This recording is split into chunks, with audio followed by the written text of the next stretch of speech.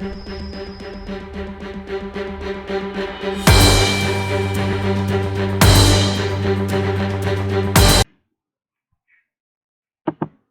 is up, you guys? Okay, so today I have a special video for you. It's gonna be about a $500 budget gaming PC, and I have two builds you can go with. Both are AMD options. So if you're looking for something Intel, leave this video now because I do not like Intel. Intel is over expensive. It's not worth it, especially when you're on a budget. So the first one I'm gonna show you is this one. Okay, so they are very similar except for the graphics card in each one. Okay, so for this one we have the AMD 8 A8 5600K 3.6 gigahertz quad core processor. This will get your basic needs done. It's quad core, which means that in most games nowadays they utilize the quad cores, which is good because you're gonna be able to play games like Battlefield 4, Crysis 3, things like that, in around 40 FPS. Now, for the motherboard, you have an ASRock FM2 A55M VG3 Micro ATX FM2 Plus motherboard. This will suit your basic needs for anything you really have. There's not much to say about it other than it just suits your basic needs. Okay, and I wanted to, for the memory, I put a Corsair 4GB DDR3 1600 whatever memory. And the reason I put that 4 gigabytes instead of 8 gigabytes on this PC is because the reason you want to do that is because you do not want, you want a very good graphics card in your build. And that's very hard to come by. I mean, you can have good graphics card, but you're not going to be able to play on the level with like a $800 PC or higher. But the reason I do this is so that we can have a higher graphics card compared to other things. And for the video card, here's where it gets a little funky and expensive. I got an Asus GeForce GTX 750 Ti 2GB Strix video card for $163.99. Let me check out what's good about this card. It has PCI Express.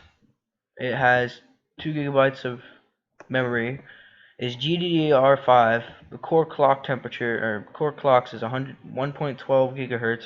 It's 60 watts. It has a fan on it. It has no SOI support, no crossfire, and the length is 7.72 inches. Has a display port. It has one HDMI port. Has a DVI dual link port, and that's it. Here's a picture of it. It looks pretty legit. Now, as I go back,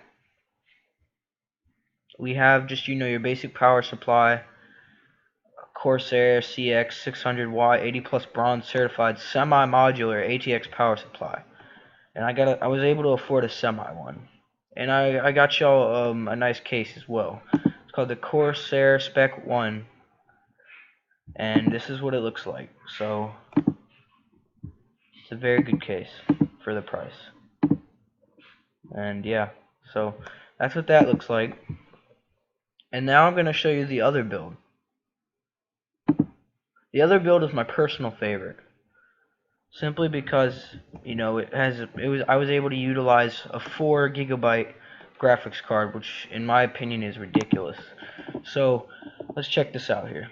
We have the same processor as the last build, nothing special. AMD 8 I can't say that right. Excuse me. I said 8, but A8 5600K 3.6 gigahertz quad core processor. $89, basically $90.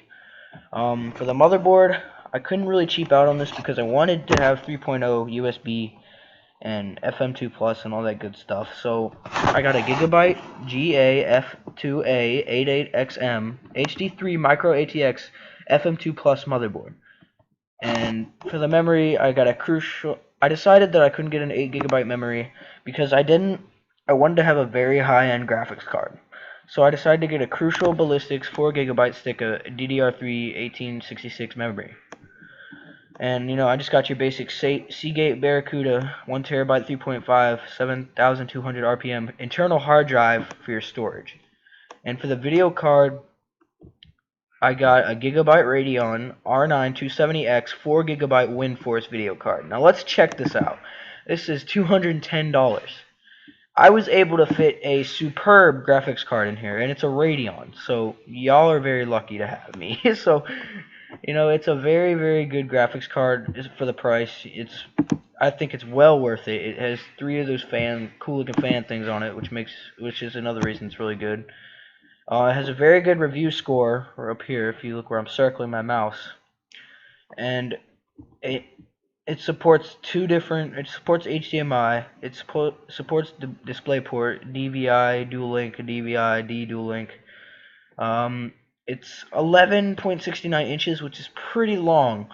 And it also has 180 watts, but your core clock stuff is 1.5 gigahertz. You have 4 gigabytes, which it's not as high as 1.12 as the last build, but you have a lot more storage on this, so I think it's better.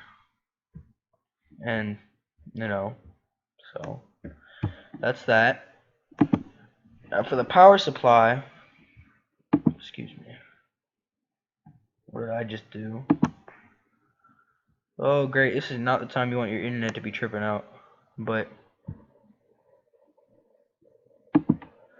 and for the power supply, people,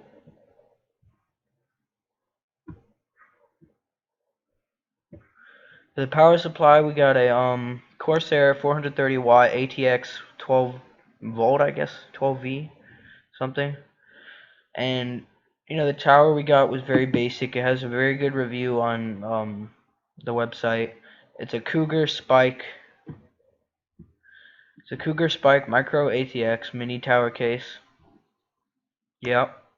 And it's not very, it's nothing special. It has USB 3.0 ports, has bays for external hard drives. It has the maximum video card length is 12.99 inches, which will suit our video card, which was 11 point something inches.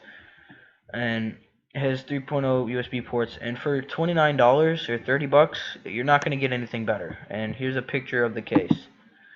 Now, in my next build, when I make a $400 to $500 build, I am going to include Windows 8 because I have a strong belief that is part of your PC. That has to be, because it's $100. And it's a lot of things people don't add into the build, but I think you should, Now, that is going to be the end of the video. I hope you guys enjoyed, and I will see you all next time.